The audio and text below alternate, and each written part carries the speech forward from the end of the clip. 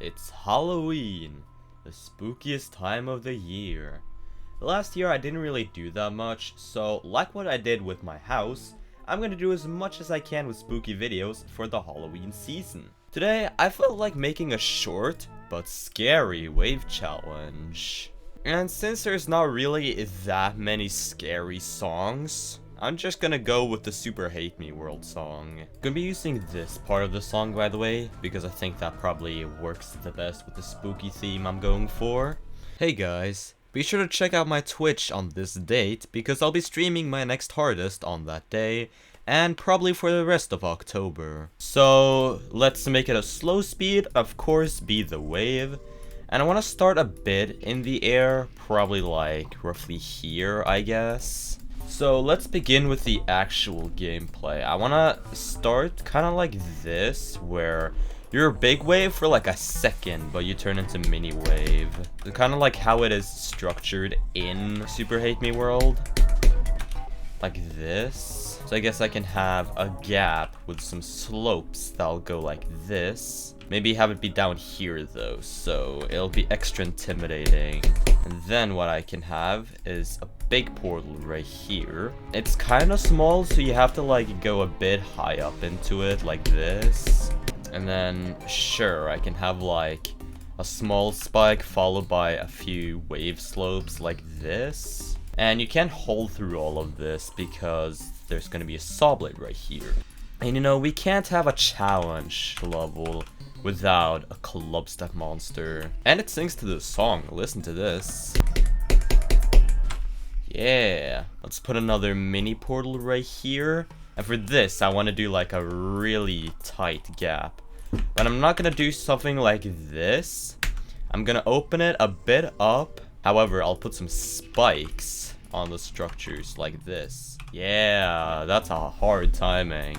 Maybe moving it a bit down though, like this. And then I'll do one of these gaps. It's a bit easier to line it up this way with the use of D blocks. I guess I just want to try to make some hard wave gameplay. I don't know how hard I'll make this, but I'll try to verify it myself, which I might be regretting due to how hard some of these gaps are. Maybe I can do like an upwards thing like this. I think that could be cool. Yeah, that's cool. That's cool. I probably need a little bit of tweaking though. I'll delete this top structure and replace that with a slope like this to kind of signify that that's the end of this thing, and now we're back to more normal wave gameplay. Yes, I can put another portal like here, like in the beginning of the challenge. You know, some callbacks, even though said callback was like 6 seconds ago. Can have like a D block corridor right here. That is some real thumbnail material.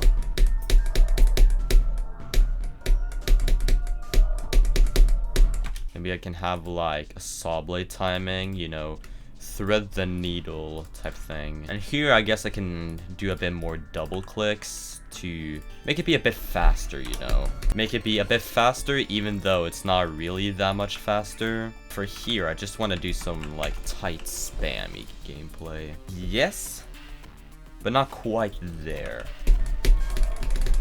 That is some very hard spam. The rest of this gameplay would just be some recycling, and while that is good for the environment, it's not that fun to watch. But let's see what the entire gameplay looks like so far.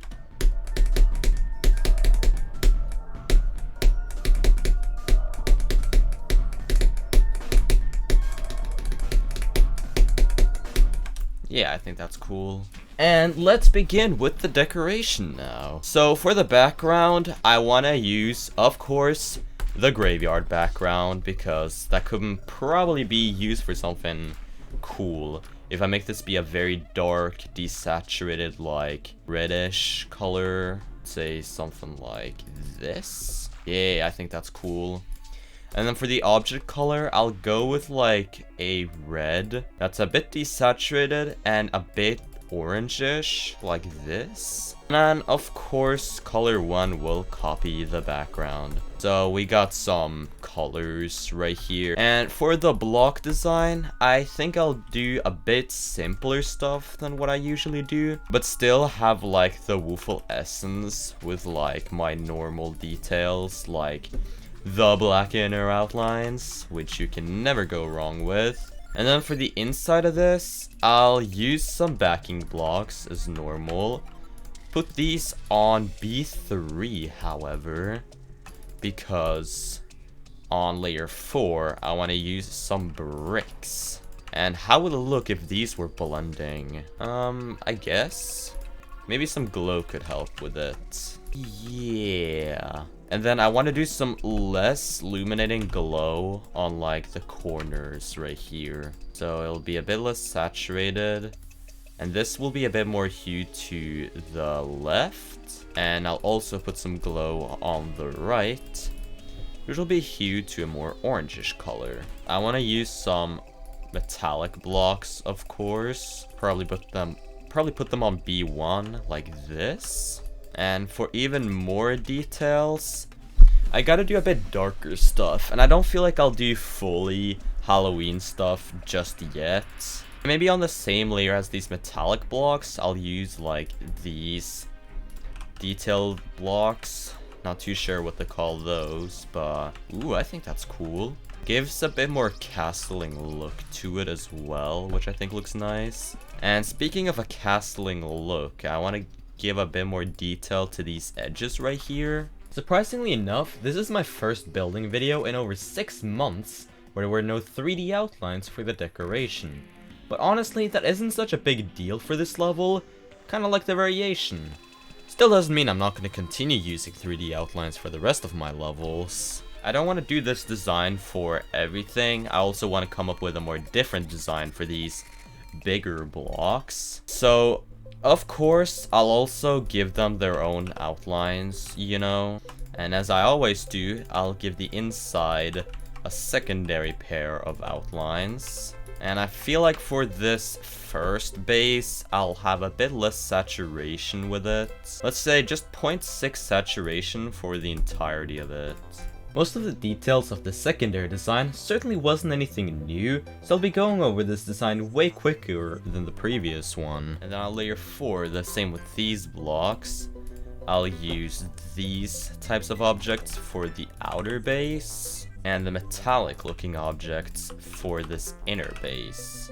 These ones will definitely have less saturation and less brightness, and also pair them up with some more of these metallic looking objects. Not sure if this glow will copy well to the design, but I'll try to make it work. And you know what, on the same layer as these type of objects, I'll do some more interesting stuff for this inner base.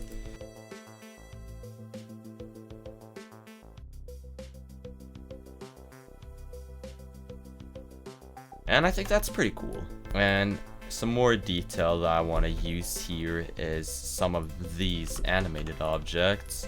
Kinda hard to explain what I was doing with these animated objects, but I basically wanted to make the outlines more detailed, and I guess I succeeded with that here. Yeah, that's nice, that's nice. Do I want to add some more stuff to it? Absolutely. Maybe on layer 6 as well. But I want to like use something like this object. Not very sure how I'll use it, but I'll try to come up with a good reason. You know what, I guess I'll keep the designs as like this bright color right here, because the other details around it will certainly make it be darker, I hope. And I feel like for the slopes, I'll do the same design, except just like making it work for slopey details.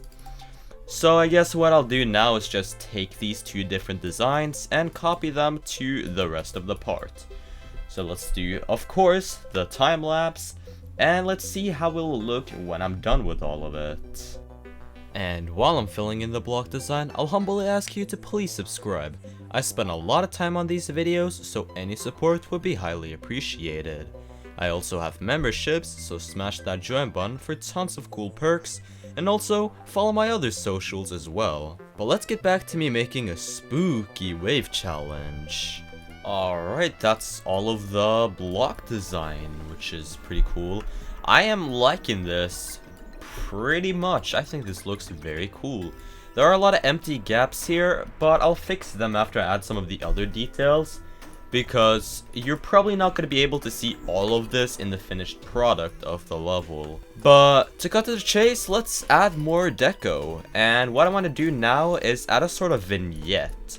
So instead of using like the classic, you know, lens circle trigger right here, I want to do the old school method of using like glow instead. I think using glow is a better way of adding a vignette, like, you know, making it look more realistic. I'm also not the biggest fan of the sharp edges that you get with a lens circle trigger, so I feel like the smoother alternative with the glow works way better in what I'm trying to achieve here. And with dark glow, there must also be bright glow, so I added that real quick, and I think that looks pretty good as well. I'm just rapid firing a lot of these details just because I have a lot of ideas, and I don't want to eventually, you know, lose those ideas or forget about them. So on T3, I'll add some ground spikes, and I'm gonna do some very dark ground spikes like this, but also pair it up with, let's say, these sort of details, and giving them a bit more of an outline like this. I think that's cool. And also adding some bush objects to them. And finally, I guess I'll add some glow to it. You know, over the time, I've begun to like simpler ground spikes more than over-decorated ones, and therefore, I think these pretty basic designs look pretty neat.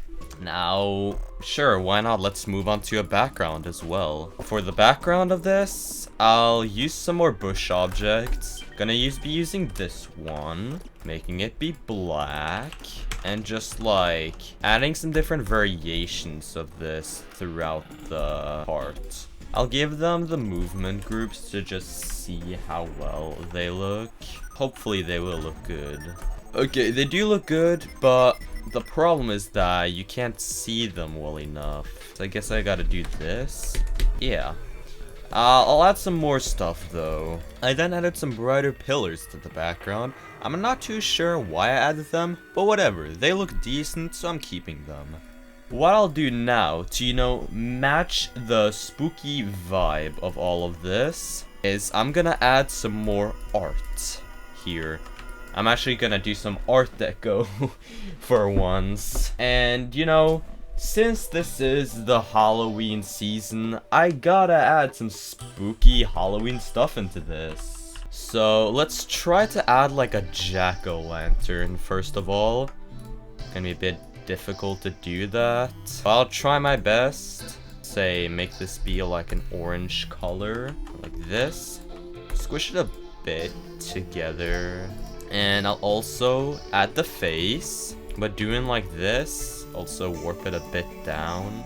And then for the mouth, I'll use the same technique. However, it's going to be a bit different due to it being a mouth and not a triangle. Yeah, that's cool. And I think another way for me to make this work better is like taking one of these triangle things again, scaling them down a bit more, and then using them to make some like corners in the mouths. And also add the stump. Again, making some variations to it, like also giving a bit less saturation, scaling it down a bit. So something kind of like this, I guess. Now I can start adding the pumpkins everywhere. You know what? I'm actually pretty proud of these pumpkins. As someone who rarely does art deco, I feel like the one time where I actually do it, I think it looks pretty nice. Yeah, look at them. I'm obviously not gonna add just pumpkins here. I'm also gonna add some ghosts. So I'll go on the same layer as I do for the pumpkins to add the ghosts. And these are probably gonna be a bit trickier, cause like, ghosts have a more complicated shape than a pumpkin. Well, let's just say I'll figure out something.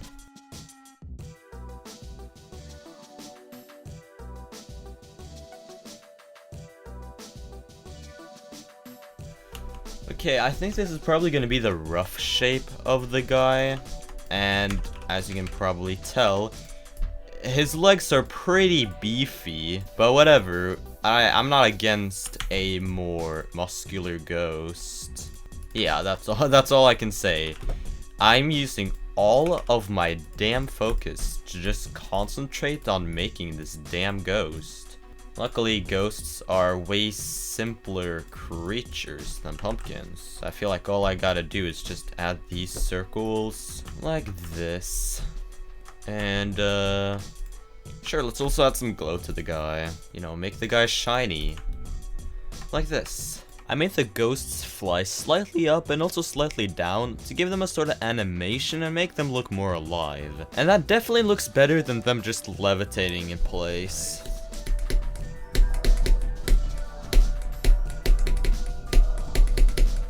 Yeah, I'm loving it. I'm actually loving it, bro. Now, I think the final detail that I'll be adding is honestly just gonna be some spikes, and maybe pulses as well. Gonna be doing two different variations though. One that'll be less saturated for the less saturated spikes and structures, and the other will be more saturated.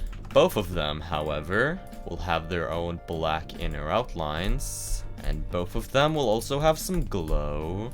Instead of making one of these spike glows be less saturated, I'll actually make one of them be more saturated. I guess I can make the one on the right be a bit more hued to the right. First time I'm working on two different spike designs simultaneously, and I don't seem to have any problem with it, so I'm not complaining. And so, yeah, let's just put the spike designs throughout the part. And let's do that really quick. Okay, that's all of the spikes, and I also added some simple saw blades as well. I'm not gonna decorate those in a fancy way. I think the final detail I'll be adding is definitely the pulses, but that'll be off camera, and the final on camera addition I'll be adding is of course the names of the members of my channel. Thank you so much to all of my wonderful members: Padre, StrifeGD, KirbyaxolotlGMD, NEOntwix, IRmanHD, Hymchi, AFive, Frozencosmo, Landfiner, Ripluck, Sourplant, Tiza, and Lars Espen. And thank you guys so much for watching the video. I'll try to pump out many different videos in October, even though there is quite a lot of stuff I'll be doing this month. And also, thank you guys so much for 6,000 subscribers. I don't really have anything planned for this special occasion. It doesn't feel as special as all of my previous milestones, so I don't really know what I'll upload for that. I guess this can be the 6K special, but it's a bit underwhelming, I guess. So sorry for having no real celebration for the milestone. But anyways, let's get to the final showcase of the level.